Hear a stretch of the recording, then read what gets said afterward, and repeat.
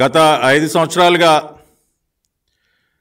అనేక కుంభకోణాలకు పాల్పడి అనేక మార్గాల ద్వారా వేల కోట్ల రూపాయలు దిగమింగినటువంటి జగన్మోహన్ రెడ్డి ప్రభుత్వం, అది మనందరికీ తెలుసు. అది మద్యంలో కానివ్వండి, ఇసుకలో కానివ్వండి, మైనింగ్లో కానివ్వండి, రకరకాలుగా భూ కబ్జాల ద్వారా కానివ్వండి, రకరకాలుగా అవినీతికి పాల్పడి రాష్ట్ర చరిత్రలో మునుపెన్నడూ మనం చూడని విధంగా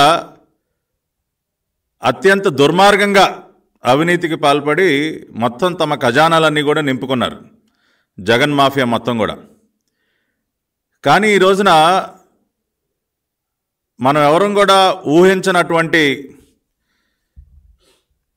ఒక మార్గం ద్వారా కూడా డబ్బులు మింగాడు జగన్మోహన్ రెడ్డి. అంటే మరీ ఇంత నీచానికి దిగజారుతాడా, దీనిలో కూడా అవినీతికి పాల్పడతాడా అని చెప్పి మనందరం కూడా ఆశ్చర్యపోవాలి. ఎందుకంటే అది మన బిడ్డలకు సంబంధించింది. మనందరికీ తెలుసు, గత 5 సంవత్సరాలుగా ఏ రకమైనటువంటి పెట్టుబడులు రాష్ట్రానికి రాకపోవటం వల్ల, ఉపాధి అవకాశాలు లేక, ఉద్యోగాలు లేక ఇవాళ రాష్ట్రంలో ఉన్నటువంటి నిరుద్యోగ యువత ఎన్ని ఇబ్బందులు పడుతున్నారో, కొంతమంది ఆ ఫ్రస్ట్రేషన్లో ఆత్మహత్యలు కూడా పాల్పడుతున్నారు. ఎంతో కష్టపడి తల్లిదండ్రులు వారిని చదివించి పట్టభద్రులను చేస్తే ఇవాళ రాష్ట్రంలో ఉద్యోగాలు లేక అల్లల్లాడుతూ ఉన్నారు. ఒక పక్కనేమో జాబ్ క్యాలెండర్ అని చెప్పి దగా చేశాడు ఈ రాష్ట్ర ముఖ్యమంత్రి.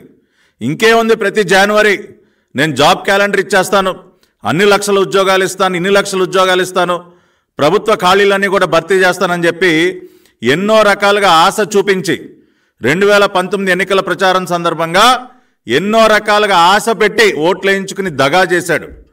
యువతని అత్యంత దారుణంగా దగా చేశాడు జగన్ రెడ్డి. ఏ ఉద్యోగాల ఆశ చూపించి ఆనాడు యువత యొక్క ఓట్లు పొంది ముఖ్యమంత్రి అయ్యాడో, ఈ రోజున అదే యువతని ఉద్యోగాలు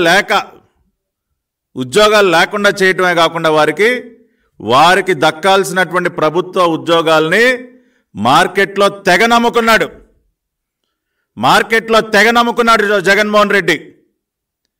గ్రూప్ 1 ఉద్యోగాలు ఏదైతే డిసెంబర్ 2018లో ఆనాటి చంద్రబాబు నాయుడు గారి ప్రభుత్వం గ్రూప్ 1 ఉద్యోగాలకు సంబంధించి నోటిఫికేషన్ విడుదల చేసిందో, 31/12/2018 ఆనాటి చంద్రబాబు నాయుడు గారి ప్రభుత్వం గ్రూప్ 1 ఉద్యోగాలకి నోటిఫికేషన్ విడుదల చేసింది.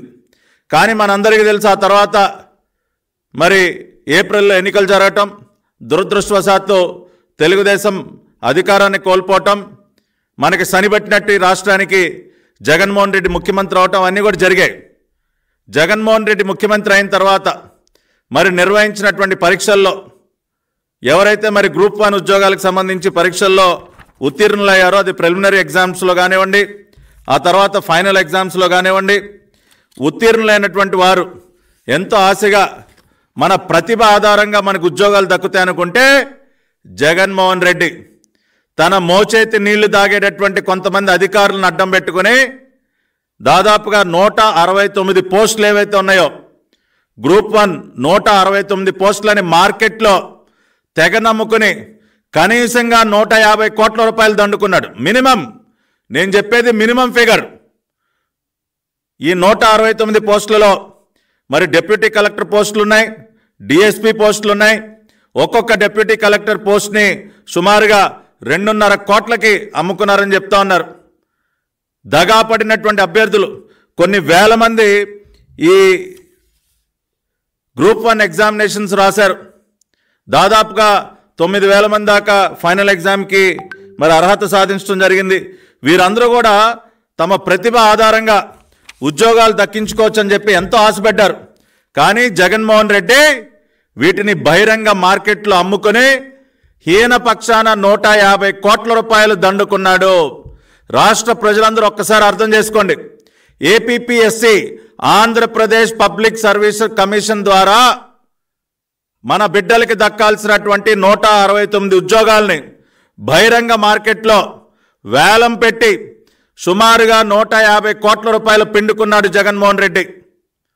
డిప్యూటీ కలెక్టర్ పోస్టుకు 2.5 కోట్లంట, డిఎస్పీ పోస్టుకి 1.5 కోట్లంట, ఇంకా రకరకాల పోస్టులకి రకరకాల రేట్లు పెట్టి కనీసంగా 150 కోట్లు దండుకున్నాడు.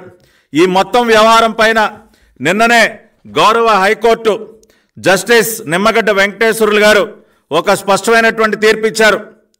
ఈ పరీక్షల నిర్వహణలో ఆంధ్రప్రదేశ్ పబ్లిక్ సర్వీస్ కమిషన్ అనేక అవకతవకలకి పాల్పడింది, అనేక అక్రమాలకి పాల్పడింది.